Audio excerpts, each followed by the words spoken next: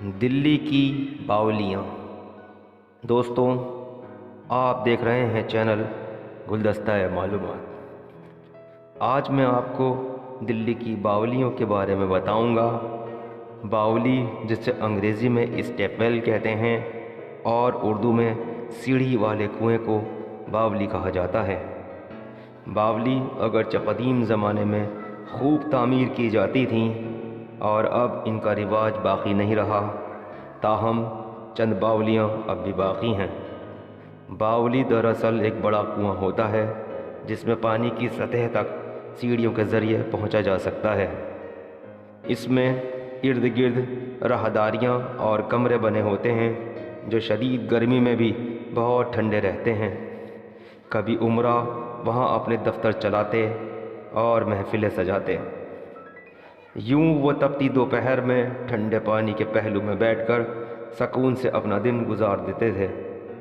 ہر Baoule اپنے آپ میں فن تعمیر کا ایک نمونہ ہے اور دیکھنے کا تعلق رکھتی ہے۔ باولی عموماً راجپوت دور میں استعمال ہونا شروع ہوئی تھیں۔ شیر شاہ سوری نے بھی کئی باولیاں بنوائیں۔ کچھ تو ایسی تھیں جن میں ہاتھی اور گھوڑے بھی اتر سکتے تھے۔ بعض باولیوں میں خفیہ راستے بھی بنائے جاتے تاکہ ہنگامی حالات میں ان کا استعمال کیا جا سکے۔ ان کے قریب زیر زمین کئی کلومیٹر خفیہ راستے بھی ملتے ہیں۔ باولی کی دو قسمیں ہیں، شمالی باولی اور مغربی باولی۔ شمالی باولی عموماً سادہ ہوتی ہے، جس میں ایک چوڑا زینہ ہوتا ہے جو عمارت کی پوری چوڑائی میں سطح زمین سے پانی کی سطح تک جاتا ہے۔ اس طرح کی باولی شیخ سلیم چشتی کے مزار پر فتح پور سیکری میں ہے اور دہلی میں خواجہ نظام الدین اولیاء کے مقبرے پر ہے، جہاں اس کا مقصد پانی نکالنا اور وضو اور غسل میں استعمال کرنا ہے۔ اس میں زائرین روپیے اور سکے ڈالتے ہیں۔ یہ انداز یہیں اپنایا گیا، اس سے پہلے اس کا ذکر نہیں ملتا۔ مغربی باولی اعلیٰ فن تعمیری کے کمال کا نمونہ ہوتی ہے اور بڑی ہی کارآمد ہوتی ہے، جس کے لیے کافی محنت کی ضرورت بھی ہوتی ہے۔ یہ عموماً دو حصوں پر مشتمل ہوتی ہے، ایک عمودی ستون اور دوسرا دالانوں کا ایک سلسلہ جنہیں سیڑھیوں کے ذریعے ملا دیا جاتا ہے۔ یہ عمارتیں گجرات کے اسلامی عہد میں بنی ہیں۔ گندک کی باولی مہرولی کی 3 باولیوں میں سے ایک ہے۔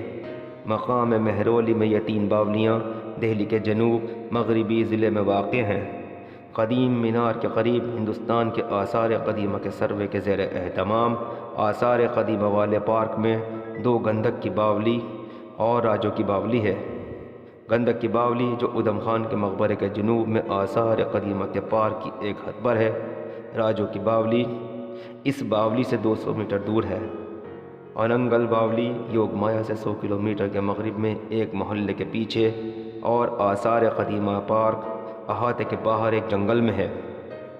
تاریخ ان 3 باولیوں میں سے سب سے قدیم اننگل باولی کو بتاتی ہے، جسے 11ویں صدی 1060 میں اس وقت کے دارالحکومت دہلی کے لال کوٹ میں تومر خاندان کے راجپوت بادشاہ اننگ پال دوم نے تعمیر کیا تھا۔ گندک کی باولی کو 13ویں صدی کی تعمیر خیال کیا جاتا ہے، جب دہلی سلطنت کے سلطان شمس الدین التمش کی یہاں حکومت تھی۔ راجو کی باولی کا نام راج مستریوں یا معماروں کے نام پر رکھا گیا ہے جنہوں نے اسے استعمال کیا۔ یہ باولی 16ویں صدی کے درمیان میں تعمیر کی گئی۔